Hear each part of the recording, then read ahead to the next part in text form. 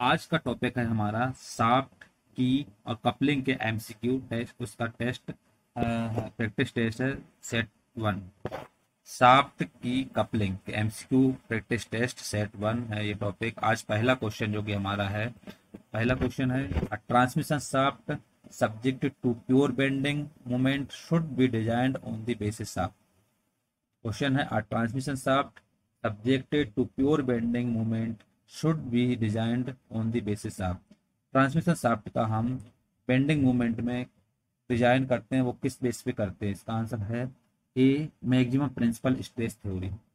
Transmission shaft का हम bending moment में जो हम इस्तेमाल करते हैं वो करते हैं मैक्सिमम प्रिंसिपल स्ट्रेस थ्योरी पर। क्वेश्चन है transmission shaft subjected to pure bending movement should be design on the basis of. इसका आंसर हो जाएगा maximum principal stress theory. Correct answer. Next question है transmission shaft is subjected to bending movement M B and torsional movement M T. The equivalent torsional movement is given by. Transmission shaft में अगर हम bending movement M B से note कर रहे हैं और torsional movement को एम टी से नोट कर रहे हैं तो उसका इक्विवेलेंट टॉर्जनल मूवमेंट क्या होगा? उसका इक्विवेलेंट टॉर्जनल मूवमेंट जो होगा वो होगा ये अंडर रूट एम बी का स्क्वायर प्लस एम टी का स्क्वायर। ये इसका करेक्ट आंसर है। क्वेश्चन है transmission shaft is subjected to bending moment M B and torsional moment m T. The equivalent torsional moment is given bye.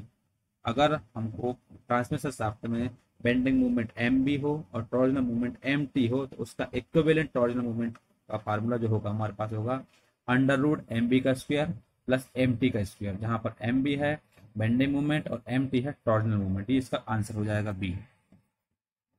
Next question है the standard height और flat key in terms of shaft diameter D is. Question है the standard height और flat key in terms of shaft diameter D. अगर shaft का diameter D हो तो उसमें flat की में उसकी स्टैंडर्ड हाइट कितनी होती है? आंसर हो जाएगा डी बाई सिक्स। अगर हम डिजाइन देखते हैं शाफ्ट का डायमीटर डी हो तो फ्लैट की हाइट स्टैंडर्ड हाइट होती है डी बाई सिक्स के बराबर। आंसर हो जाएगा डी बाई सिक्स। क्वेश्चन है Kennedy key is used in. Kennedy key का इस्तेमाल क्या क्या होता है? इसका आंसर होता है B, heavy duty application. Heavy duty applications में कैनेडी की का इस्तेमाल होता है। Kennedy key is used in heavy duty application. Next question है bush pin type flange coupling is used. Bush pin type flange coupling का इस्तेमाल क्या होता है? इसका आंसर होता है B, when the shafts are not in exact alignment। अगर जब हम शाफ्ट का एग्जैक्ट अलाइनमेंट नहीं होता है तो हम बूस्ट पिन का इस्तेमाल करते हैं।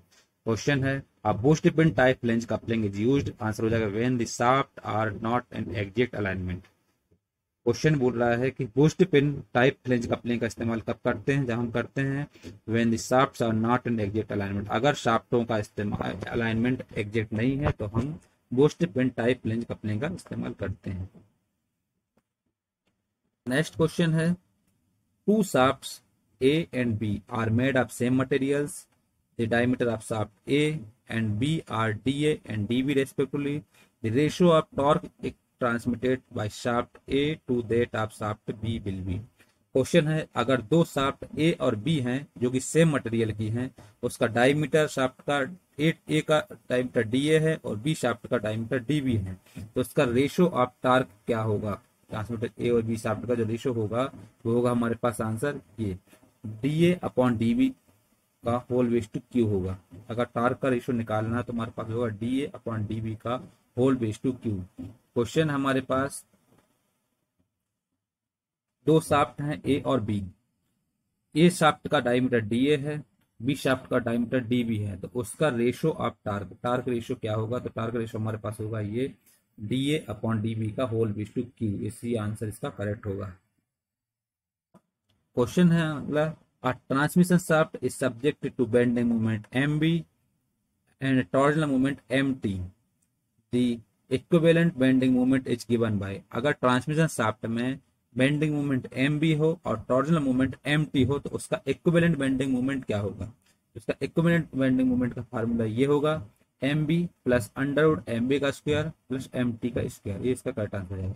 अगर ट्रांसमिशन शाफ्ट में बेंडिंग मोमेंट एम बी हो और टॉर्जनल मोमेंट एम टी हो तो इसका इक्विवेलेंट बेंडिंग मोमेंट क्या होगा, इसका आंसर हो जाएगा हमारे पास, इसका आंसर रहेगा M B plus under root M B का स्क्वायर प्लस एम टी का स्क्वायर, ये इसका करेक्ट आंसर है। अगला क्वेश्चन है the standard length for key square or flat key in terms of shaft diameter D. अगर shaft का diameter D ले रहे हो तो उस और की हमारे पास स्क्वायर और फ्लैट की हो तो इसकी स्टैंडर्ड लेंथ कितनी होगी। अभी हाइट पूछा था, अब स्टैंडर्ड लेंथ, तो लेंथ हमेशा होगी 1.5 डी के बराबर। स्क्वायर या फ्लैट की लेंथ हमारे पास क्या होगी जब शाफ्ट का डायमीटर डी हो, तो हमारे पास इसका आंसर हो जाएगा स्टैंडर्ड लेंथ के लिए लेंथ होगी हमारे पास 1.5 डी के बराबर। स्क्वायर और फ्लैट की में, स्क्वायर और फ्लैट की में जो लेंथ होगी 1.5 डी के बराबर रहेगी। अगला क्वेश्चन है the key which fits in the कीवे of hub only is called. जब की को फिट किया जाता है कीवे हब में, कीवे के हब में फिट कर तो उसको क्या कहा जाता है, उसको हो जाएगा सैडल की कहलाएंगे। वो की जिसको जो कीवे हब में फिट हो जाता है उसको हम बोलते हैं सैडल की। क्वेश्चन है the key which fits in the कीवे of hub only is called, इसको बोलेंगे सैडल की, सैडल की कहलाती है। नेक्स्ट क्वेश्चन है स्प्लाइंस आर यूज्ड, स्प्लाइन का इस्तेमाल कब होता है यदि, आंसर हो जाएगा इसका ये there is relative motion between shaft and hub. जब शाफ्ट और हब आपस में रिलेटिव मोशन कर रहे हो तो हम स्प्लाइंस का इस्तेमाल करते हैं।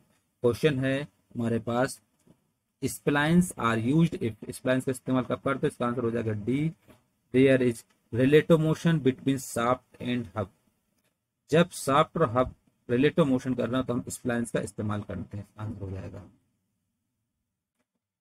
नेक्स्ट क्वेश्चन है the shafts will have same length on the basis of torsion rigidity if. Question है the shafts will have same strength on the basis of torsional rigidity. Torsional rigidity में same strength हो तो उसके लिए हमारे पास rigidity क्या होगी, तो हमारे पास एक पूछा गया है तो हमारे पास आएगा all of the above are satisfied. तीनों कंडीशन ऊपर की सभी सेटिस्फाइड है इसमें। एक है diameter length of both shafts is same, जो हमारे पास पहले है तो जो हमारे पास पूछा गया है कौन सी कंडीशन सेटिस्फाई होगी, हमारे पास एक ये भी सेटिस्फाई होगी length diameter and length of both shafts is same, दोनों शाफ्ट की डायमीटर और लंबाई सेम हो। Material of both shaft is same, दोनों शाफ्ट का जो मटेरियल है वो सेम हो। Angle of twist for both shaft is same, दोनों शाफ्ट का जो एंगल ऑफ ट्विस्ट है वो सेम हो। तो हमारे पास ये चारों के चारों कंडीशन सही हैं, तो हमारे पास तीनों का, तो हमारे पास आंसर हो जाएगा इसका all of the above conditions are satisfied. Question दिया हुआ है the shafts will have same strength on the basis of torsional rigidity. अगर हम टॉर्जनल रिजिडिटी को सेम स्ट्रेंथ के फॉर्म में अगर शाफ्ट को देखें तो उसमें से कौन सी कंडीशन फिट बैठेगी, तो हमारे पास एक है diameter and length of both shafts is same, ये करेक्ट है। Material of both shafts is same, ये भी करेक्ट है।